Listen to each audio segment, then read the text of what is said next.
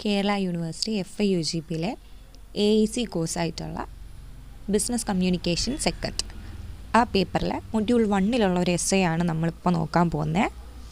7 networking skills, their importance and tips on. Hi all, Kerala university FIUGP AAC course business communication 2 പേപ്പറിലെ module 1 വരുന്ന ഒരു പോർഷനാണ് നമ്മൾ deal ചെയ്യാൻ പോകുന്നത്. 7 networking skills, their importance and tips on how to develop them എന്ന് പറയുന്ന ഒരു ബ്ലോഗ് പോസ്റ്റാണ്.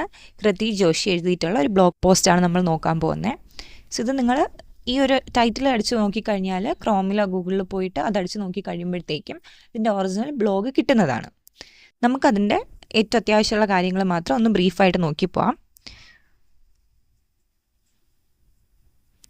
സോ ഇതിൽ മെയിനായിട്ട് പറഞ്ഞിരിക്കുന്ന ഒരു 7 കാര്യങ്ങളെ പറ്റിയിട്ടാണ്. നെറ്റ്വർക്കിംഗ് സ്കില്ലിന് നമുക്ക് വേണ്ട 7 കാര്യങ്ങളെ പറ്റിയിട്ടാണ് പറയുന്നത്.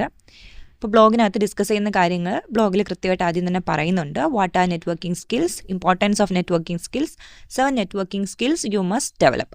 So what are those 7 networking skills എന്ന് ചോദിച്ചു കഴിഞ്ഞാൽ communication, active listening, non verbal communication, confidence, positivity, emotional intelligence, email writing.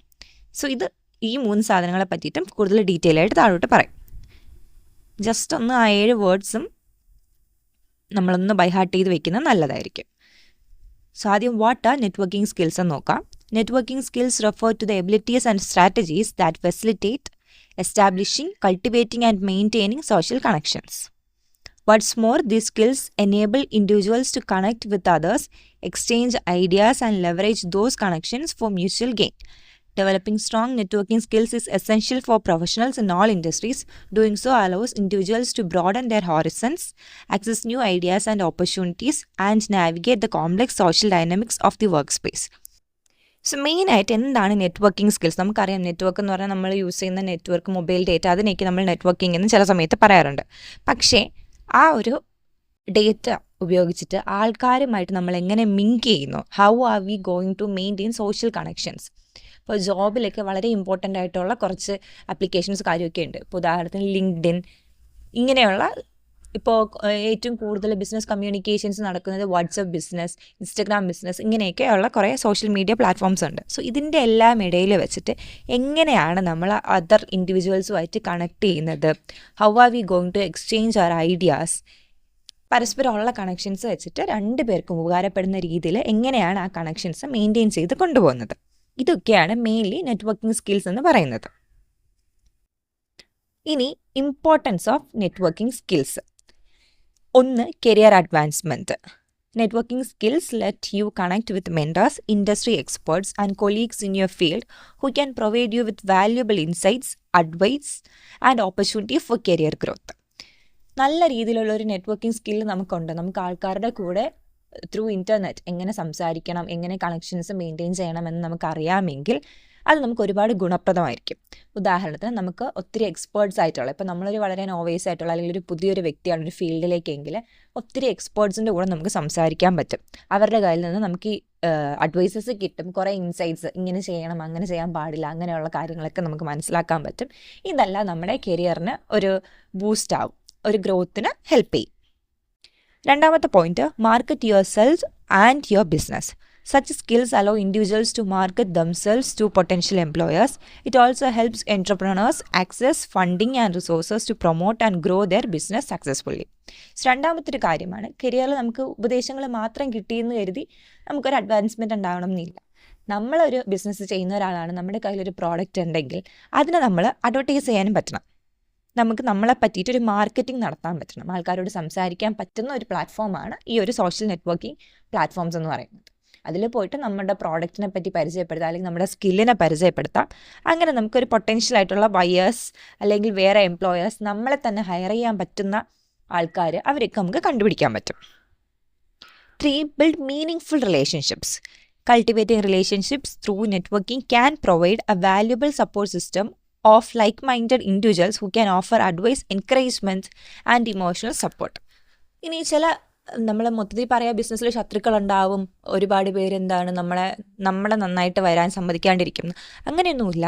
നല്ല മീനിങ് ഫുള്ളായിട്ടുള്ള റിലേഷൻഷിപ്സും നമുക്ക് സോഷ്യൽ നെറ്റ്വർക്കിങ്ങിനകത്ത് വെച്ചിട്ട്, അല്ലെങ്കിൽ ഈ ഒരു നെറ്റ്വർക്കിംഗ് സ്കിൽസ് നല്ലതാണെങ്കിൽ ഉണ്ടാക്കിയെടുക്കാൻ പറ്റും.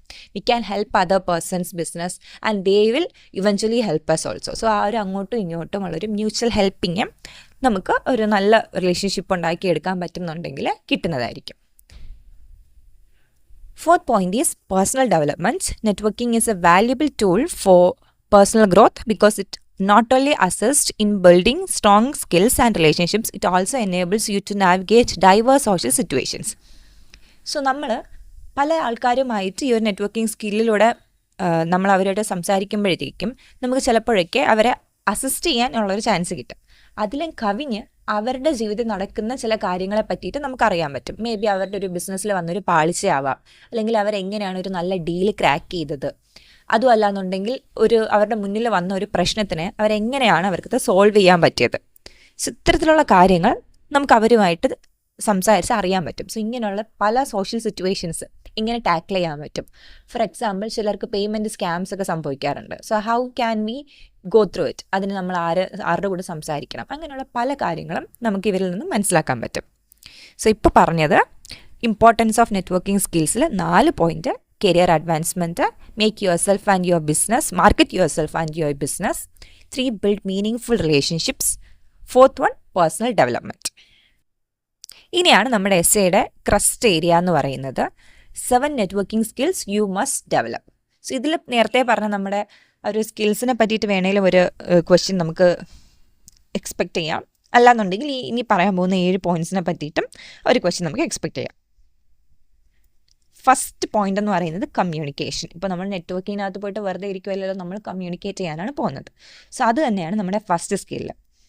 Communication skills allows individuals to clearly convey thoughts, ideas and feelings through speaking, writing and other forms of expression.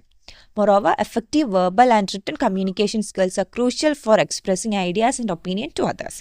So നമ്മളൊരു പ്ലാറ്റ്ഫോമിനകത്ത് പോയിട്ട് ഒന്നുകിൽ നമുക്ക് സംസാരിക്കാൻ പറ്റും, അല്ലാന്നുണ്ടെങ്കിൽ നമുക്ക് എഴുതിയിടാൻ പറ്റും. ഇനി അതർ ഫോംസ് എന്ന് ഇവിടെ പറയുന്നത് may be we can put in videos, അല്ലാന്നുണ്ടെങ്കിൽ ഒരു ബ്ലോഗ്, അങ്ങനെ വരുന്ന എന്ത് കാര്യമായിട്ട് വേണമെങ്കിലും നമുക്ക് നമ്മുടെ ഐഡിയാസും ഫീലിങ്സും ഷെയർ ചെയ്യാൻ പറ്റും. ഇനി ഇതിന് നമുക്ക് എങ്ങനെയാണ് ഡെവലപ്പ് ചെയ്തെടുക്കാൻ പറ്റുന്നത് നമ്മുടെ കമ്മ്യൂണിക്കേഷൻ സ്കില്ലിന്? അതിനൊരു 3 പോയിന്റ് പറയുന്നുണ്ട്. Make your message simple and concise and remember to avoid jargon and other unnecessary complexities. First point എന്ന് പറയുന്നത് നമ്മുടെ മെസ്സേജ് എപ്പോഴും സിമ്പിളും ക്ലിയറും ആയിരിക്കണം. വളരെ ഓർണമെൻറ്റേഷൻസ് ഉള്ള ഭാഷയിൽ ആർക്കും മനസ്സിലാവാത്തുള്ള വെർബൽ കൺഫാബുലേഷൻസ് എന്നൊക്കെ പറയുന്ന പോലത്തെ വളരെ എന്താ പറയുക ബൊംബാസ്റ്റിക് ആയിട്ടുള്ള, ആർക്കും പെട്ടെന്ന് കേട്ട് കഴിഞ്ഞാൽ മനസ്സിലാവാത്ത രീതിയിലുള്ള വാക്കുകൾ ഉപയോഗിക്കാണ്ടിരിക്കുക, നമുക്ക് അറിവുണ്ടെന്ന് കാണിക്കാൻ വേണ്ടിയിട്ട് അത്രയ്ക്കും ടഫായിട്ടുള്ള വേർഡ്സ് യൂസ് ചെയ്യുന്ന ഒരു പ്രവണതയൊക്കെ ആൾക്കാർക്കുണ്ട്. അത് മാറ്റണം. ജാർഗൺസ് എന്ന് പറയുന്നത് നമ്മുടെ ഏതെങ്കിലും ഒരു പ്രൊഫഷനുമായിട്ട് ബന്ധപ്പെട്ട് ആൾക്കാർ യൂസ് ചെയ്യുന്ന കുറച്ച് ടെക്നിക്കൽ വേർഡ്സിനെയാണ് ജാർഗൺസ് എന്ന് പറയുന്നത്. ഫോർ എക്സാമ്പിൾ, ലോയേഴ്സ് പറയുന്ന യെസ് യുവർ ഓണർ, അതൊക്കെ ഒരു ചെറിയ ചെറിയ ജാർഗൺസ് ആണ്. നമുക്കൊക്കെ ഒന്ന് മനസ്സിലാവുന്ന വാക്കുകളാണ്. ചില മെഡിക്കൽ ടേംസ് ആവട്ടെ, ലോയിൽ വരുന്ന ടേംസ് ആവട്ടെ, ഇങ്ങനെയുള്ള പ്രൊഫഷൻ സ്പെസിഫിക് ആയിട്ടുള്ള സയൻറ്റിഫിക് വേർഡ്സ് ഒന്നും എല്ലാവർക്കും മനസ്സിലാവണം എന്നില്ല. അതുകൊണ്ട് അതെല്ലാം നമ്മൾ അവോയ്ഡ് ചെയ്യുക. Always proofread your messages before sending them to ensure they are clear and free of errors. ഒരു മെസ്സേജ് ടൈപ്പ് ചെയ്യുന്ന സമയത്ത് ചിലപ്പോൾ നമ്മുടെ കണ്ണിൽ പെടത്തില്ല എന്തെങ്കിലും ഒരു വാക്ക് അങ്ങോട്ടോ ഇങ്ങോട്ടോ മാറിക്കിടക്കുന്നതൊക്കെ. പക്ഷേ അയച്ചതിന് ശേഷം, ഒരാൾക്ക് ആ മെസ്സേജ് സെൻഡ് ചെയ്തതിന് ശേഷമായിരിക്കും നമ്മൾ കാണുന്നത്. സോ ഒരാൾക്ക് മെസ്സേജ് അയക്കുന്നതിന് മുന്നേ തന്നെ പ്രൂഫ് റീഡിങ് എപ്പോഴും ചെയ്യുക. കോമൺലി കണ്ടുവരുന്ന മെസ്സേജാണ് ദെയർ എന്ന് പറയുന്നതൊക്കെ വാക്ക് തെറ്റിപ്പോവും. അവരുടെ എന്നുള്ള വാക്ക് ഉദ്ദേശിച്ചായിരിക്കും ടൈപ്പ് ചെയ്യുക. പക്ഷെ ടൈപ്പ് ചെയ്ത് സെൻഡ് ചെയ്ത് കഴിഞ്ഞ് നോക്കുമ്പോഴത്തേക്കും അവിടെ എന്നുള്ള വാക്കായിട്ട് മാറിയിട്ടുണ്ടാവും. സോ അതൊക്കെ ശ്രദ്ധിക്കണം. It is crucial to improve your body language as it can greatly enhance the impact and effectiveness of your communication. ഇനി നേരത്തെ പറഞ്ഞ പോലെ വീഡിയോ വെച്ചിട്ടാണ് ഒരാളുമായിട്ട് നമ്മൾ കമ്മ്യൂണിക്കേറ്റ് ചെയ്യാൻ ഉദ്ദേശിക്കുന്നതെങ്കിൽ, അല്ലെങ്കിൽ ഒരു കോൾ വഴിയാവാം, വീഡിയോ കോൾ വഴിയാവാം, അങ്ങനെയൊക്കെ ഉള്ള സാഹചര്യങ്ങളിൽ എന്ത് ചെയ്യണം എന്ന് വെച്ച് കഴിഞ്ഞാൽ നമ്മുടെ ബോഡി ലാംഗ്വേജ് നല്ലതായിരിക്കണം. വളരെ കോൺഫിഡൻ്റ് ഇല്ലാത്ത പോലത്തെ ഒരു രീതിയിലുള്ള ബോഡി ലാംഗ്വേജ് വെച്ചിട്ടാണ് നമ്മൾ സംസാരിക്കാൻ പോകുന്നതെങ്കിൽ അതൊരു മോശം ഇമ്പാക്റ്റാണ് ഉണ്ടാക്കുക. സോ ഇത്രയുമാണ് കമ്മ്യൂണിക്കേഷൻ ഏരിയയിൽ വരുന്നത്. 3 ടിപ്സും പറയുന്നുണ്ടായിരുന്നു. ദെൻ സെക്കൻഡ് പോയിന്റ്, 7 പോയിന്റ്സ് പറഞ്ഞതിൽ രണ്ടാമത്തെ പോയിൻ്റാണ് active listening. Active listening is a critical networking skill involving fully engaging in a conversation and focusing on what people are saying. It requires hearing the words, understanding the meaning behind them, and responding appropriately. Active listening helps build trust, respect and rapport between people. This not only leads to stronger relationships but also more opportunities for professional and personal growth. നമ്മൾ ആദ്യം പറഞ്ഞ point communication ആയിരുന്നു, നമ്മൾ അങ്ങോട്ട് സംസാരിക്കുന്ന കാര്യം. രണ്ടാമത്തെ point എന്ന് പറയുന്നത് നമ്മൾ കേൾക്കുന്നതാണ്. കേൾക്കുക മാത്രമല്ല, നമ്മൾ ശ്രദ്ധിക്കുന്നത്. ലിസണിങ് എന്നാണ് പറയുക. ഹിയറിങ്ങും ലിസണിങ്ങും രണ്ടാണ്. ഹിയറിങ്ങും നമുക്ക് ഏതൊരൊച്ച, ഇപ്പോൾ ഞാൻ സംസാരിക്കുന്നതിൻ്റെ ഇടയിൽ കൂടെ കേൾക്കുന്ന പല ഒച്ചകളും ഉണ്ട്, എൻ്റെ സറൗണ്ടിങ്സിലെ ഒച്ച. ഇതെല്ലാം നിങ്ങൾ കേൾക്കുന്നതിനാണ്. അങ്ങനെ ഒച്ചയും കേൾക്കുന്നതാണ് ഹിയറിങ്. പക്ഷെ ഞാൻ പറയുന്ന കാര്യങ്ങൾ നിങ്ങൾ ശ്രദ്ധയോടെ ഇത് വേണമെന്ന് പറഞ്ഞിട്ട് നമ്മൾ ശ്രദ്ധിച്ച് കേൾക്കുകയാണ്.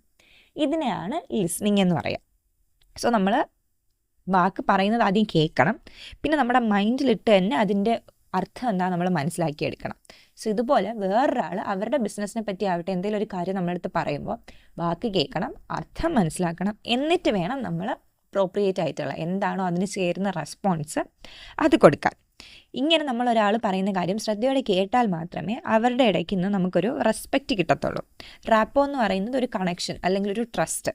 അതും നമ്മുടെ ആൾക്കാരുടെ ഇടയിൽ ഉണ്ടാകുന്നത് നമ്മളൊരു ആക്റ്റീവ് ലിസണേഴ്സ് ആയതുകൊണ്ടാണ് ഉണ്ടാവുക. പ്രൊഫഷണലിലാവട്ടെ പേഴ്സണൽ ലൈഫിലാവട്ടെ ആക്റ്റീവ് ലിസണിങ് നമ്മളെ ഒരുപാട് ഹെൽപ്പ് ചെയ്യും. ഇനി ആക്റ്റീവ് ലിസണിങ് കൂട്ടാനുള്ള ടിപ്സ് 3 പറയുന്നുണ്ട്. Practice being present and give the speaker your undivided attention. ഒരാൾ ഒരു ഇമ്പോർട്ടൻ്റ് ആയിട്ടുള്ള കാര്യം പറയുമ്പോൾ നമ്മുടെ മൈൻഡിൽ കൂടി വേറെ ഒരു കാര്യവും പോകാൻ പാടില്ല. അൺഡിവൈഡഡ് ആയിട്ടുള്ള അറ്റൻഷൻ നമ്മൾ അവർക്ക് കൊടുക്കണം. Ask thoughtful open ended questions reflecting on what they have heard to show understanding and do not ask a question just for the sake of asking. നമ്മളെപ്പോഴത് കേൾക്കുമ്പോൾ വളരെ തോട്ട്ഫുൾ ആയിരിക്കണം. ഈ പറയുന്ന കാര്യങ്ങൾ എന്താണ്, ഇതിൻ്റെ ഇമ്പാക്റ്റ് എന്താണ്, അത്തരത്തിൽ ചിന്തയോടുകൂടി വേണം കേൾക്കാൻ. എപ്പോഴും ഓപ്പൺ എൻഡഡ് ആയിട്ടുള്ള ക്വസ്റ്റ്യൻസ് ചോദിക്കുക. നീ പറഞ്ഞു കഴിഞ്ഞോ? അപ്പോൾ നമ്മൾ ഈ യെസ് ഓർ നോയിലൊക്കെ ആൻസർ ചെയ്യാൻ പറ്റുന്ന ക്വസ്റ്റ്യൻസ് ഓപ്പൺ എൻഡഡ് അല്ല.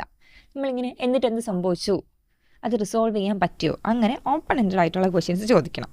ക്വസ്റ്റ്യൻസ് ചോദിക്കുന്നത് കമ്മ്യൂണിക്കേഷൻ കുറച്ചും കൂടി ബെറ്റർ ആക്കാൻ സഹായിക്കും. പക്ഷെ എന്ന് കരുതിയിട്ട് for the sake of asking എന്തേലും ചോദിക്കണമല്ലോ എന്ന് കരുതിയിട്ട് നമ്മളൊന്നും ചോദിക്കാനും പാടില്ല. 3 പോയിന്റ് എന്ന് പറയുന്നത് pay attention to the speaker's tone, body language and non verbal cues so as to gain a better understanding of the message.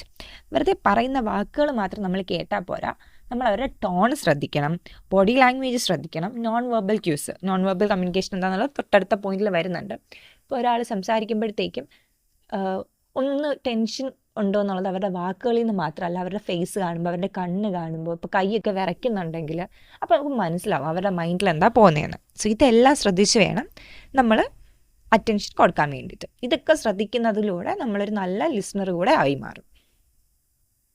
3rd important സ്കില്ലെന്ന് പറയുന്നതാണ് നോൺ വെർബൽ കമ്മ്യൂണിക്കേഷൻ.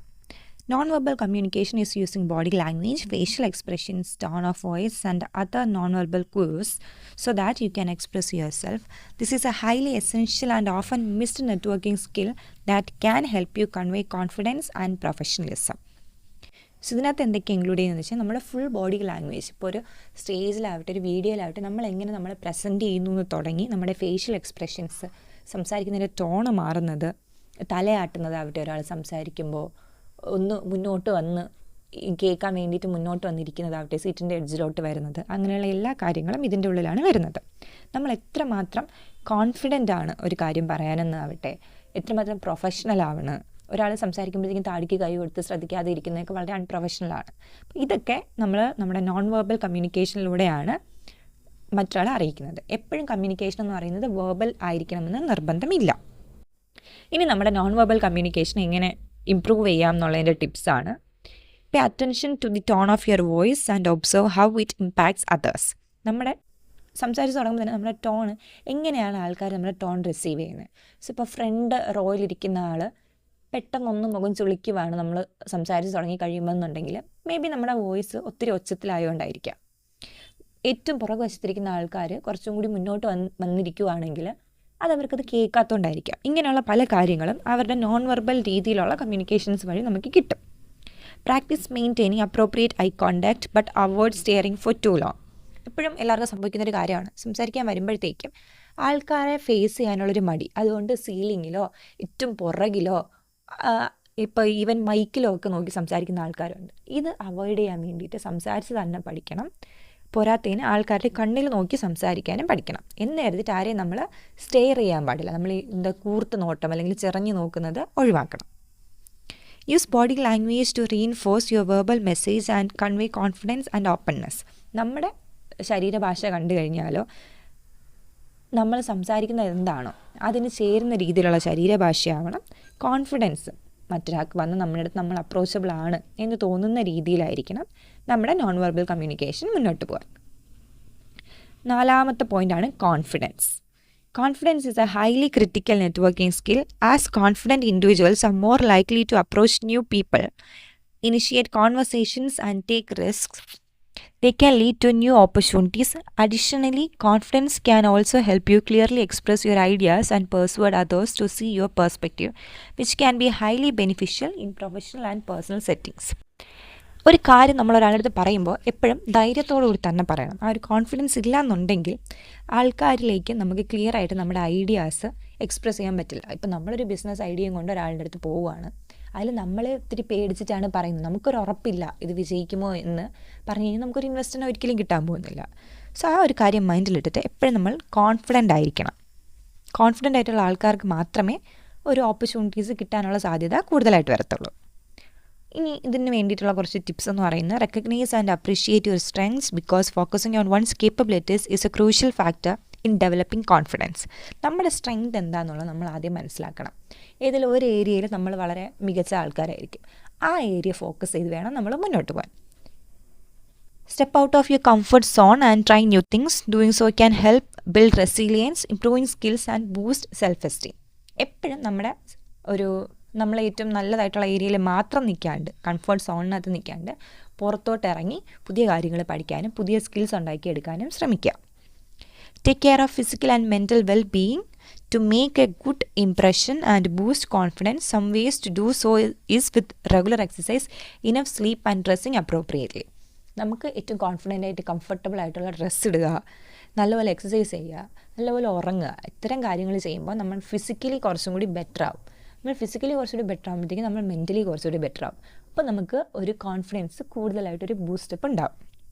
ഇത്രയാണ് ഇവിടെ കോൺഫിഡൻസിനെ പറ്റി പറയുന്നത്. ഇനി അടുത്തൊരു പോയിൻ്റാണ് positivity. Positivity is the attitude, outlook and mind set you have when interacting with others. It helps create a welcoming, comfortable environment that encourages others to engage with you. Additionally, a positive attitude can help to navigate difficult situations, maintain composure under pressure and leave a lasting impression on others.